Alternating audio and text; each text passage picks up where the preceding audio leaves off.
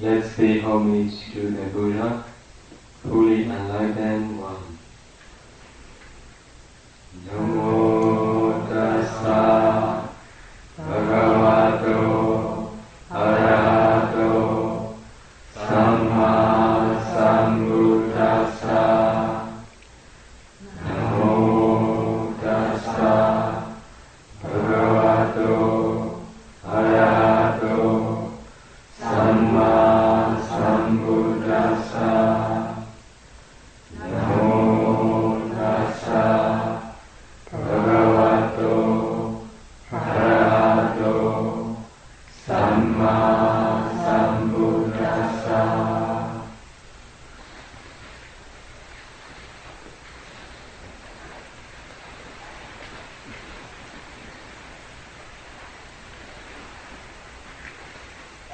Before going to continue yesterday's talk, I want to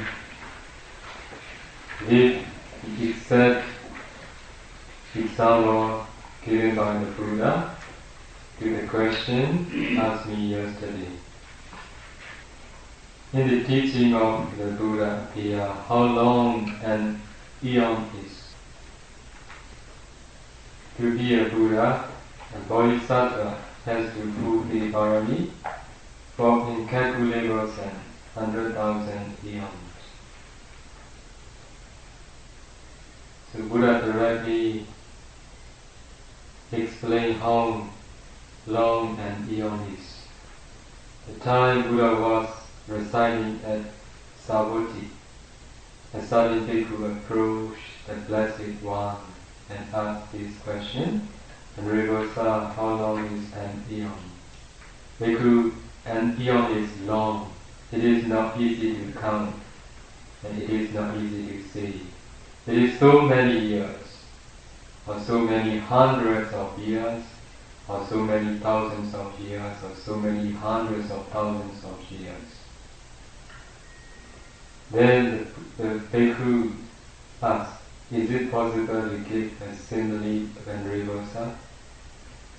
Blessed One said, it is possible, bhikkhu. Suppose there was a great stone mountain, a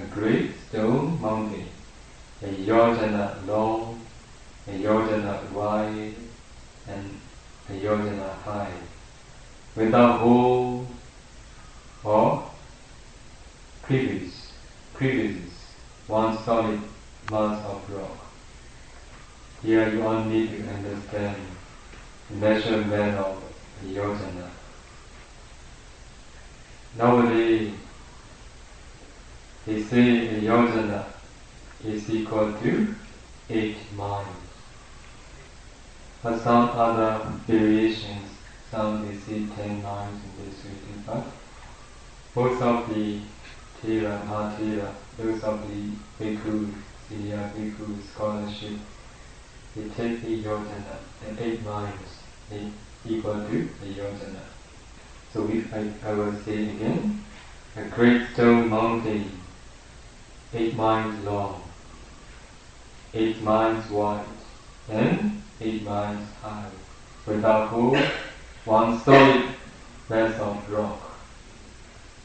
Literally a big stone mountain. Buddha said at the end of every 100 years, a man would throw it once to the piece of Kasian cloth. Kasian cloth means cotton cloth. And every 100 years.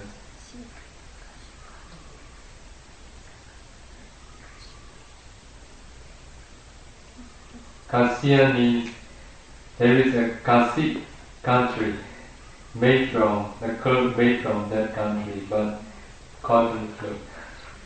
Yes? And they translate, mostly they say silk, but truly it is cotton. Yesterday I started this. Usually they used to say silk, but really it is cotton. They say you can take silk or cotton, either one. As for me, I agree. Silk also okay, cotton also okay. So every 100 years a man would stroke it once with a piece of silk cloth or cotton cloth. So that great stone mountain might, by this effort, be worn away and eliminated, but the eon would still not have come to an end. So long is an eon bhikkhu, and eons of such length, better so long is an eon bhikkhu, here we can stop. So another example. Do you know mustard seed? In this, near this compound, they are growing mustard. Okay, if you understand it is okay. So this is another example when the bhikkhu asks, is it possible to give a simile and reversal? At that time Buddha said, yes, it is possible. So the Blessed One said, suppose there was a city with iron walls, a yojana long, 8 miles long, a yojana wide, 8 miles wide, and a yojana high, 8 miles high, filled with a mustard seeds, as dense as a top knot. Have you ever seen the size of mustard seed? How small it is? I don't know how big, how small it is. Maybe very small, I think. So at the end of every 100 years, a man would remove one mustard seed from there. The great heap of mustard seed might by this effort be depleted and eliminated, but the eon will still not have come to an end. So long is an eon, bhikkhu, Buddha says. Here, now you all know how long an eon is. If you want to be a Buddha, you have to fulfill such long. Along the way you are fulfilling the Bharami. If you have to give up all the material things. If someone wants your house, you are ready to offer. If someone wants your all wealth positions, you are ready. If someone wants your eyes, you are ready to offer. If someone wants your head also, you are ready. 아니 잠깐 저거 수행 실질적으로 좀 도움이 되는 얘기 좀 할 수 없어요? 그럼 뭐 법이지 뭐지 그건 어제 고사님께서 질문하신 내용이잖아요. 그렇게 수행해봐 할 사람도 없고, 네? 그건 천시 안 맞는 얘기 아니니까 좀 뭐 12연기라든지 8정도 천시가 있는 불법을 해야지 그건 뭐 그것도 저 이해가 안 되는 얘기고. I think you want to be a Buddha, that's why I'm explaining. Okay, if you don't want to be a Buddha, it doesn't matter. Someone then will be someone who wants to know how long we need to fulfill the Bharami and how we have to fulfill the Bharami. Because it appears in the teaching of the Buddha. Buddha, when he arose in the world, he teach almost all the time how to make an end of suffering. At one time, Buddha, he used his psychic power. Because of seeing his amazing psychic power, so people interest how he fulfilled to be a Buddha. Because of this reason, they requested the Buddha If we want to be a Buddha, how to fulfill the parami? Only at that time Buddha explained how to fulfill to be a Buddha. To be a Buddha, have to fulfill 10 paramis and other extra 20 paramis, altogether 30. In offerings, material offerings, and sometimes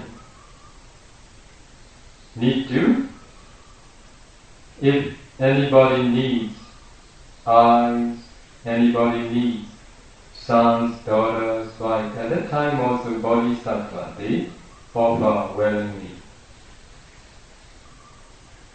Sometimes if anybody needs his life also, he is ready to offer it because he wanted to be. This is what bodhisattva, to be fulfilled, radically to be a Buddha. If any question arose in the listener's mind, I request to ask the time I tell, is there any question? Okay, it is better. Okay, now understand how long an eon is. Yesterday I stopped the talk. The 5 minutes are like dead. So we are talking about the talk titled Disciples Within. So the Buddha said, the one who has the inner disciple, inner teacher, you will have to practice with suffering, with pain, with sadness. The one who practices without the disciple or the master within will be able to do so with joy, with happiness and with satisfaction. He can live in peace and in tranquility. As you all know, the disciples within mean the defilements which lie dormant in our mental container. Today I will continue another one. The inner disciple of defilements is also like a very dreadful disease. Whenever you catch a disease, you feel miserable. You experience fatigue and weariness both in body and in mind. When defilements such as greed, hatred and delusion take over your mind and body, and you stimulate and fuel them without restraint, without thinking, then you are going to suffer horribly, like you suffer from an extremely severe disease. So practically, someone who is very angry, he or she is suffering at that time horribly, like he suffered from an extremely severe disease. So you can say that a person with defilements is a diseased person, can't we? Whenever we see things that we feel are delightful, craving and lust overwhelm us. We get to be tortured by these things. Whenever accusations, blame or malice are directed towards us, our bodies shake and tremble with rage and hatred. Such afflictions are severe. Similarly, as conceit and arrogance arise, and we begin to treat each other disdainfully, then how do we feel? Cool and peaceful or hot and agitated? How do you feel? Cool and peaceful or hot and agitated? We become hot and agitated, of course. It is as if we have been afflicted with a disease. That's why those with defilements can be said to be afflicted with a disease. We sick, but only sometimes. So, but because of these defilements, we are afflicted by this, as if we have been afflicted with a disease. Diseases of the human physical body may be treated and cured with conventional means and medicines. However, in the case of diseases of the defilements, the only form of cure that exists is to take the treatment and medicine prescribed by our Buddha. 그렇지만 그 오염원들로 인한 병의 경우에는 The practice of the Three Noble Training is for curing and eradicating the affliction of defilements. Without intensively practicing the development of sila, samadhi and panya, one can never be able to get rid of the disease of defilements, which is the disciple within. Furthermore, the evil defilements called the disciple within are very much like a cage. In this world of ours, there are prisons, and there are people who are being held captive in prisons. Such captives encounter so much suffering and agony, for then their freedom has been replaced with confinement.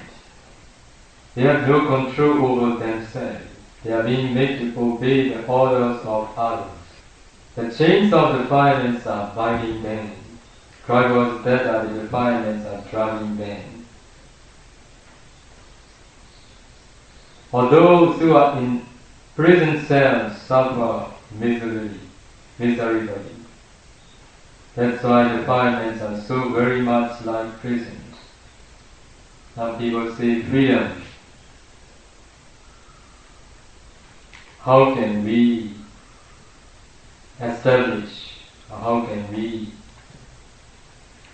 develop our freedom? If there is defilements, there will be no freedom. All the people in the world, they are driven by their defilements. They are chasing after sensuality because of the driving force of the defilements. They are like someone who is held captive in prisons. Because of this reason, Buddha said defilements are so much like prisons. The arising of desire and craving indicates that one has fallen into the cage of lama.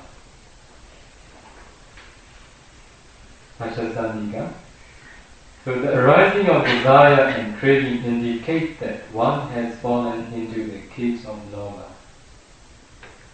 The person who has landed into such a cage has to perform according to the will of lama. When lust grows strong, the place we touch to fulfill the wishes of lust has to be sought. That is the time when the pangs of anger occur.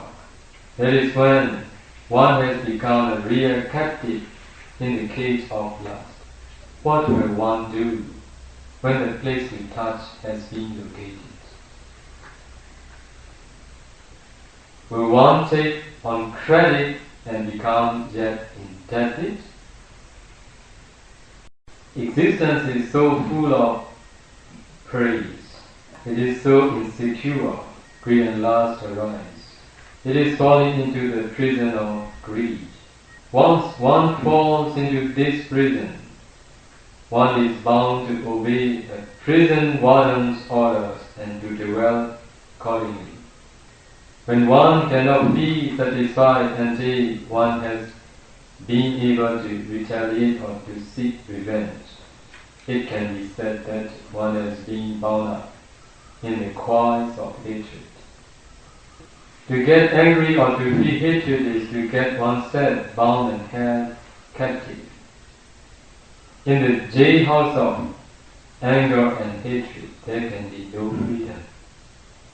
One must simply obey the commands of the jail warden. The chains of defilements that have confiscated your freedom don't buy you only in the present life. You have already made debts that you will have to pay in future life. Each new existence offers you the opportunity to set foot into the prison of defilement.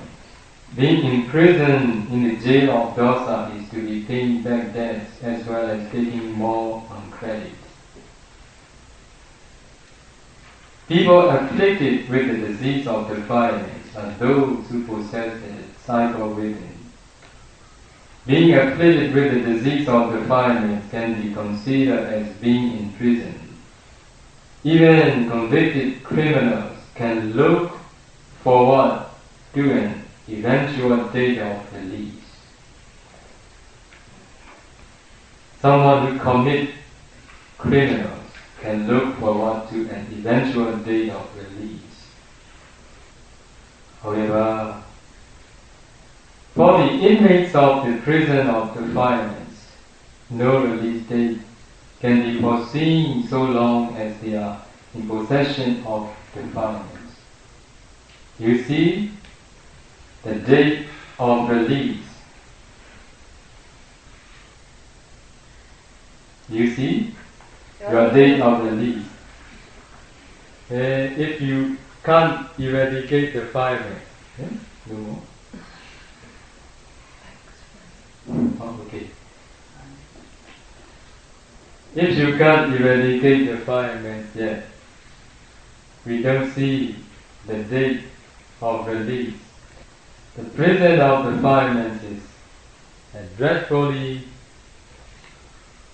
rigorous place full of misery and wretch.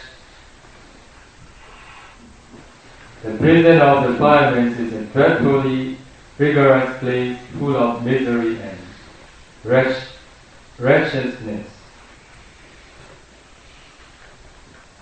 That's why the Buddha said, with the disciple within, which is the master, no one can live in peace, only in suffering. Another very interesting thing. The Buddha said, yet another thing, defilements turn us into sleep. Do you want to be master or do you want to be slave? I'm sure that you would wish to be a master. You may be trying to be the master, but you are yet a slave. It asks to show those who are slavishly obeying the orders of the defilements, who would have to point at those who have the disciple within them. Sorry? It asks to show those who are slavishly obeying the orders of the defilements, we would have to point at those who have the disciple within them. A person who is not in control of himself is only submitting to the dictates of the defilements is called a slave. If we review our lives on a day-to-day basis, we will see that most of the people are those living under the dictatorship of the defilements, and as such, they are just slaves. There must be innumerable cases of those who have been enslaved by defilement through many different forms of existence. To illustrate the point, I shall tell you an account of how one of our yogis at Pa-Auk came to be enslaved. To be able to discover this, you need to see your past life. Quite a few of our yogis have been successful in seeing some of their past existences, and I wish to share this account of one of them. He was practicing meditation and had reached the stage of acquiring the knowledge of descending cause and condition. After he happened to see one of his past lives, he felt very sad, and so he wanted to tell me about it. How did he feel? He felt very sad. Because of this reason, he wanted to tell me about it. But he just wrote it down and sent the experience to me. Later, when we met and I began to ask him about it, tears came to his eyes. He appeared to be feeling heartbroken and dejected. I wondered what sort of disciple with him what type of defilement that enslaved and tortured him in a past life. Before I tell you about this, let me read to you the translation of the letter that was sent to me. The note is quite serious and profound. It says, as karma dictated with great pain and hardship, the cart had to be drawn to the top of the hill, to be loaded there with the materials and drawn back to the foot of the hill. Do you get the meaning? I will repeat again. As karma dictated with great pain and hardship, the cart had to be drawn to the top of the hill, to be loaded there with the materials and drawn back down to the foot of the hill. After loading the cart with the things at the top of the hill, the trip down to the hill had to be made with great care, because the weight of the cart together with the weight of the load had to be borne with immense stress and strain. Do you know what is going on? What is happening? I will describe what he found out. This is what he saw and felt. He saw that in one of his past lives, he had become a horse. A horse means cart horse. But before that life, he had been a very beautiful woman. She couldn't have been an Oriental. She must have been from the West or from the Middle East. And she had a disciple within. She was a slave to the defilements of gambling. She was very keen on horse racing. She used to hold many horse races herself. She was quite wealthy, but she was taking on credit and so accumulating debts, the debts of karma. You know how she is accumulating the debts of karma? She bred horses, raised horses. She was breeding horses for racing. She used to be particularly fond of one of her horses. When a horse is running in a race, it has to run all out as fast as it can. When it is running like that, the muscles of a horse tense and stretch with great stress and strain. It gets extremely exhausted from all the exertion. You might be able to imagine how tired a horse can get in such a race. The woman would be thrilled in watching the movement of the horse's legs and muscles stretching and tensing. And she would be exultant whenever her horse won. She was also very attached to the horse. Although in that life she was quite wealthy, and fortunately in her dying moments, her thoughts were of her horse. And you know what happened? She was reborn as a horse. Her karmic debt from having made her favorite horse run races to exhaustion in the previous life had asked for repayment of that debt. So as a horse, he had to pull the cart up the hill and then pull the heavily loaded cart back down again and again, again and again. It was very strenuous, very exhausting. That was the way the karmic debt had to be paid, with intense suffering, heart and pain. Pain in the hoof, shoulders and all the muscles. There must be many others who are similarly repaying karmic debts, with painful horns, painful backs and painful necks, and various other horrible ways. So I will read the letter he sent to me again. As karma dictated, with great pain and hardship, the cart had to be drawn to the top of the hill, to be loaded there with the materials and drawn back down to the foot of the hill. That's why whether we are poor, whether we are rich, whether we are high in position, whether we are low in position. If we have no right knowledge how to make proper way of living in this very life, there will be many karma that we have accumulated to be paid in the future as debt. One more thing, to be with the disciple within is like going on a long and difficult journey. When you go on a difficult journey, you always be very weary and spent. When going on such a journey across the desert, there is always the danger of running out of provisions, food and water. It is not at all easy to make it successfully across a sea of sand. Those who manage to make it successfully can be called the ones with good karma. In the same way, it is not at all easy to make it successfully across the desert of samsara. Those with good karma manage to make it successfully. Those with bad karma are people who are being manipulated by the defilements, being driven to follow the long, torturous journey across the endless desert of samsara.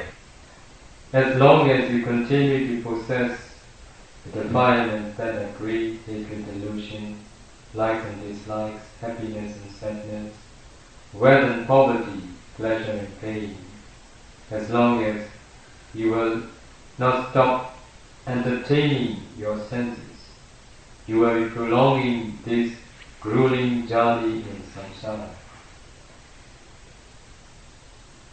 Are you entertaining your senses? Very near. Today, 1st June. Second, third, you are going to entertain the senses, I think. Last year, at Pa-Auk, there were two German ladies who were practicing meditation there. You may feel surprised, or you may not. I am not sure. I asked, do you know wholesome and wholesome? Do you know wholesome and wholesome? Yeah. Sadhu, sadhu, sadhu.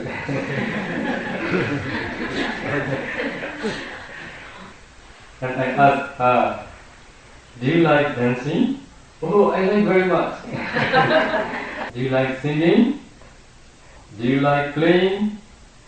Oh, I like everything very much. Do you know playing, dancing, singing, these are wholesome? So she's very surprised. She looked at me strange. One day, how can dancing, playing, singing be wholesome? Very happy to do. Something which is very happy to do must be wholesome. How do you think? Wholesome or unwholesome? Culture. Whether culture, whether tradition, it doesn't matter. But wholesome is wholesome, and wholesome is wholesome. Whether we like, whether we dislike. Wholesome and wholesome doesn't depend on what we like, what we dislike. Nowadays, many people in the world, they think what they like is right. They think what they dislike is wrong. Attachment and craving, is it wholesome or unwholesome? Unwholesome. We play music, we sing a song, we dance. Is it because of craving or is it because of having no craving? Because of craving. So craving, attachment, these all are unwholesome. When we are singing, whether our mind is calm or whether our mind is, whether there is emotion mind or whether there is calm mind, emotional feeling. Emotional feeling is not wholesome. The time someone is dancing, someone died, sure, what do the fools say?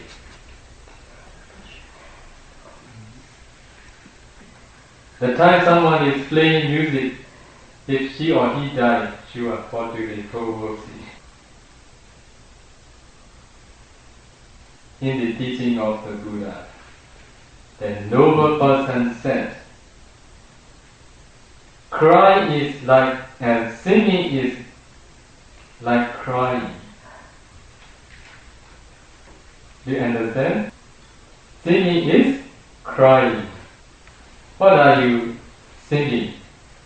I want to see you. I miss you. I want you. Is it not crying?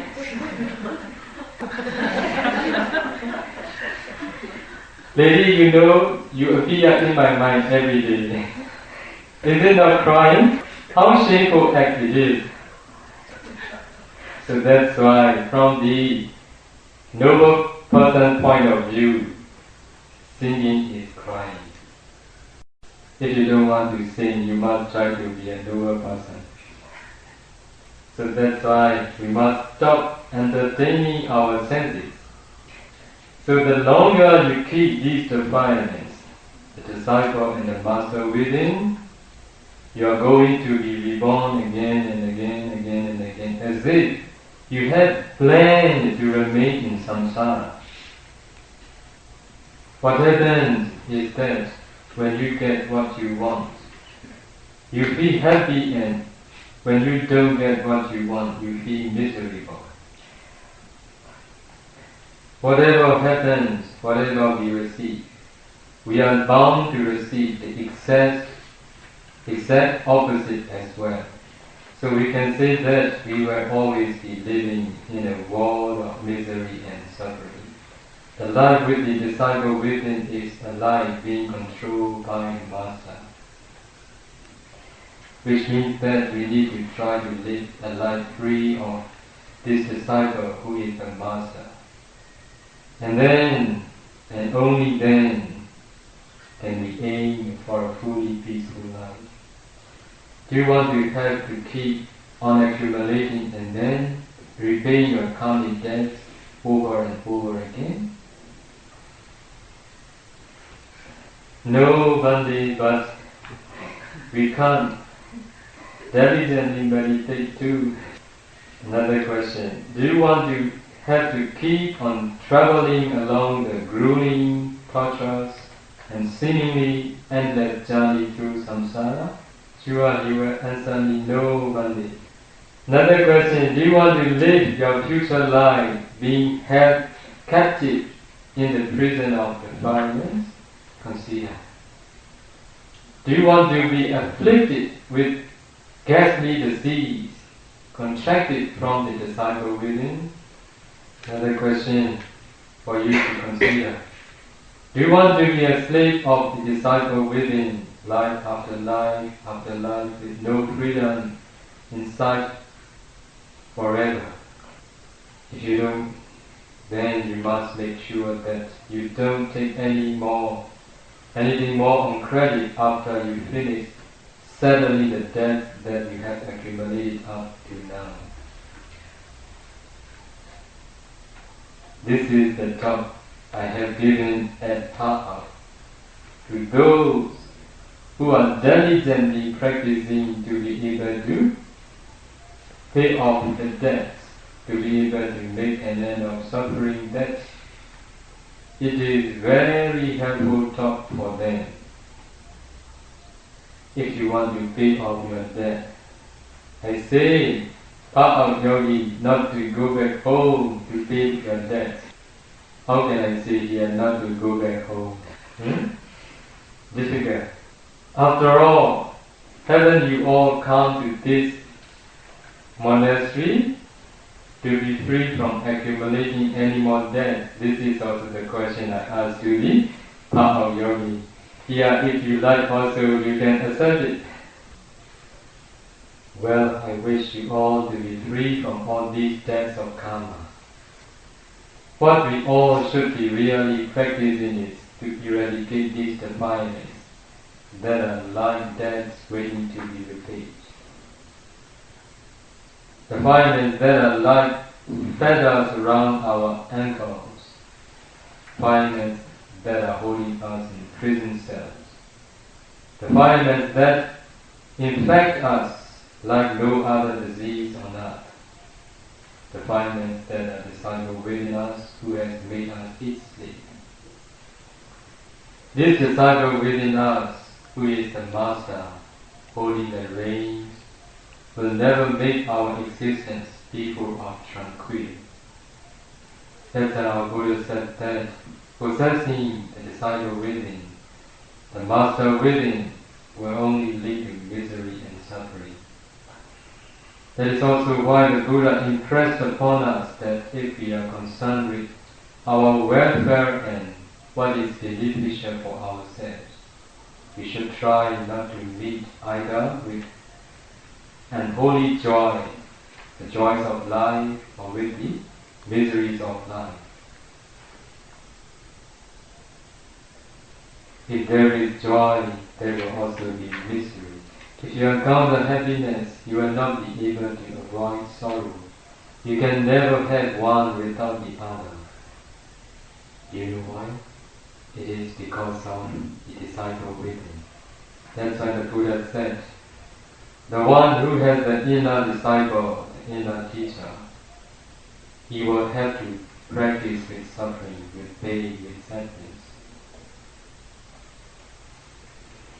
The one who practices without the disciple or the master within will be able to do so with genuine joy, with satisfaction.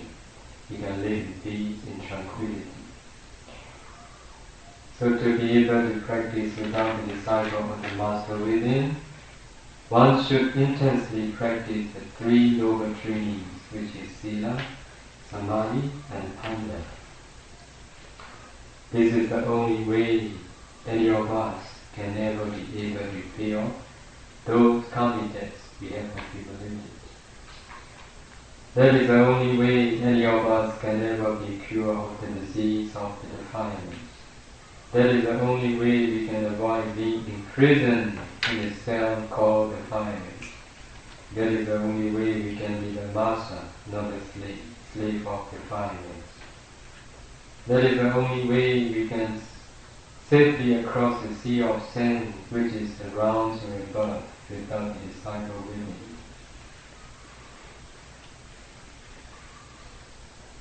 Do you know the danger of your master within, disciples within? Yes, possessing defilements, which is master within and disciples within. It is really not peaceful life. This is only miserable life. In our meditation center at Pa-Auk, every day, morning breakfast, lunch, meals are offered by sometimes local people, sometimes by foreigners.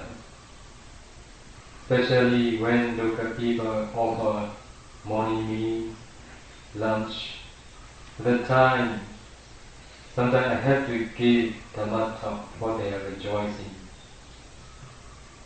Sometimes I ask them, which one do you like, happiness and sadness?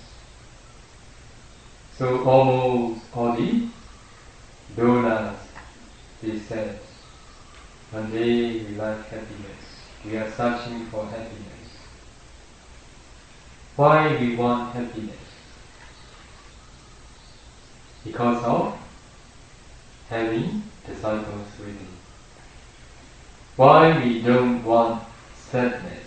Because of having the defilements, the disciple within, and all master within.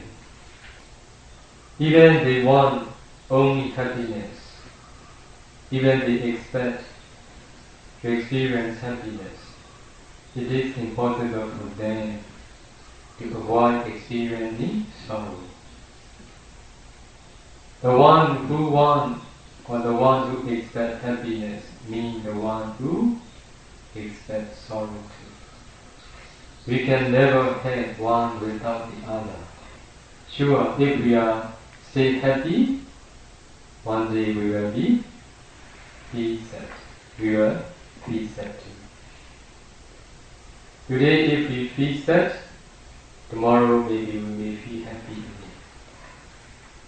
So that's why expecting happiness and desiring happiness and not desiring sadness, both are just for suffering.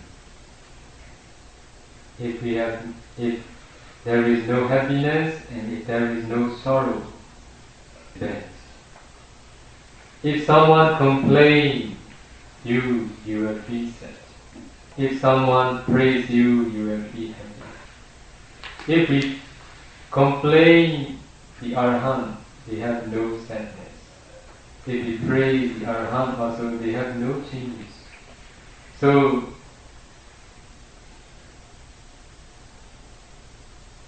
they are very stable person. Their mind is unshakable.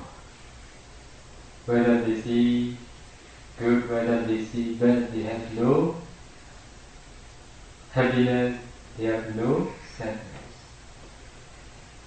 One of their ability, when they see undesirable object, they can change seeing it as desirable object. You know leper? Leper. At the Buddha time there was an Arahant who go for alms. There was a leper. So in his mind arose, he wanted to offer food to the Arahant. But he didn't know it is Arahant. But when he saw that bhikkhu, so he respected very much, was very calm, very peace. So he wanted to offer food. A leper. So he was suffering from leprosy so seriously. One of his fingers is nearly dropped, nearly cut. So when he offered food into the bowl, his finger dropped. So Arahant, without taking up, just take his knee until he finished. They have this ability. Undesirable object is desirable object, they can see. How do you do if someone offers in this way? So difficult, then that's why you all should know the quality of the Arahant. Those who have no disciple within and disciple master within. So may you all be able to successfully eradicate the disciple and the master within in this very life.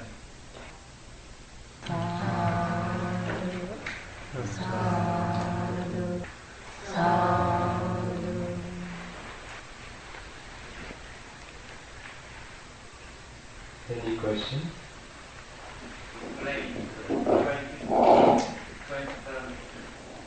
Yeah? Oh. The main things are 10 parami.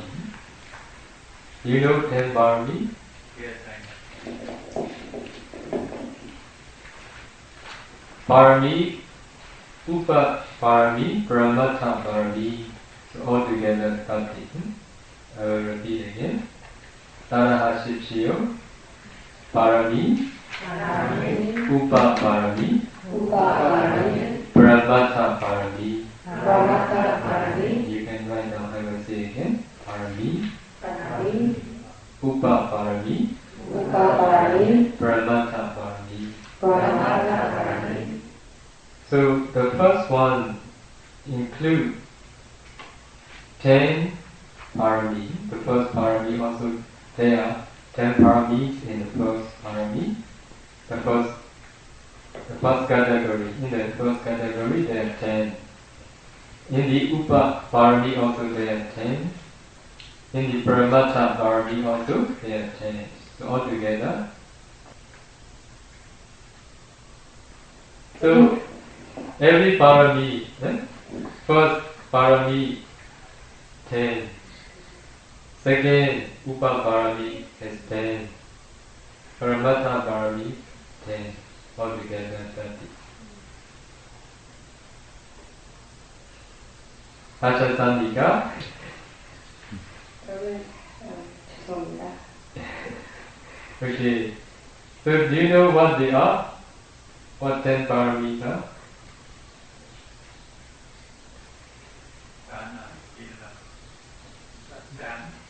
Dana, Sila, Nikama. Nikama, renouncing. Dana, Sila, Nikama. Nikama means so offering, Dana, morality, Sila, renunciation, Nikama, effort, Viriya,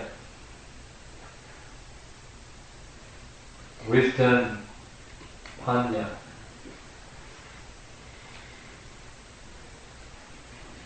patience, Kandi, determination, Aditana,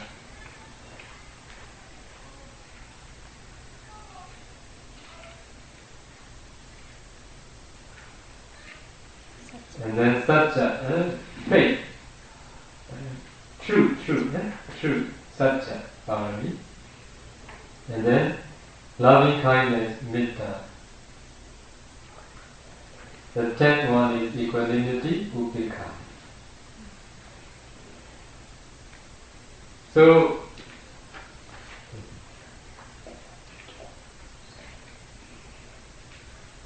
the first parami, there are 3 categories. In first category, they also these 10. In second, also the same 10. Third, also the same. But the way fulfilling parami becomes different. I will give an example for 3 categories, referring to dana offering. Those who have faith on karma and its result. It is not difficult to do offerings such as material offerings.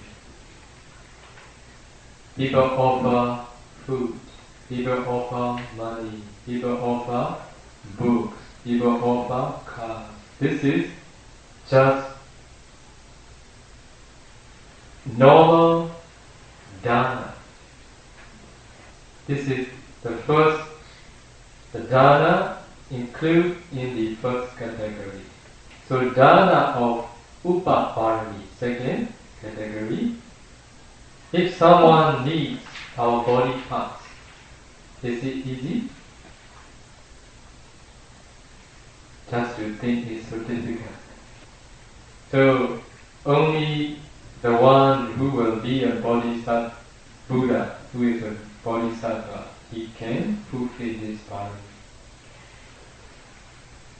So the third type, paramata parami. So dana offering of the paramata parami, the third category. If someone needs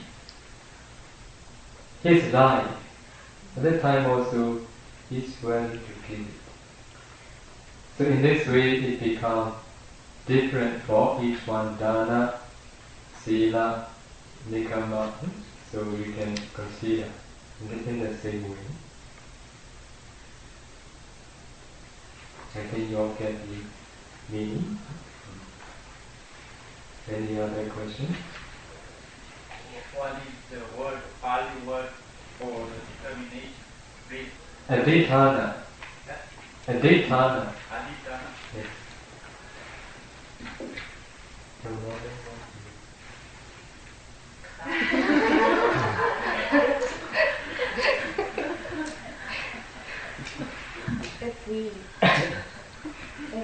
if all of us full of defilements, if we decide to go to Burma, then how are we going to deal with all of us? Eh? How? Are you gonna treat? How are you gonna Okay, deal handle with it. all of us? Okay. Important thing is the on the site. In Pa-Auk it is okay. There is place to live, place to stay, food to eat, water to bath. But not, food is maybe not as good as Korean.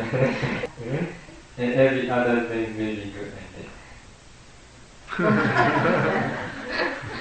Sheila, it's gonna be too hard for you to take care of all of us. Oh, it doesn't matter. Because Pa-Auk is not in Pa-Auk already, I think over 2 years, I think. So the time he was in Pa-Auk also, he teach only laymen, bhikkhu and laymen, foreigner bhikkhu and foreigner laymen. I have been teaching foreign lady bhikkhuni already 7 years, I think. So the whole year at least there are 100 or over 100 big foreigners, yogi at Pa-Auk. Just 100. Over now I think there will be more than 100.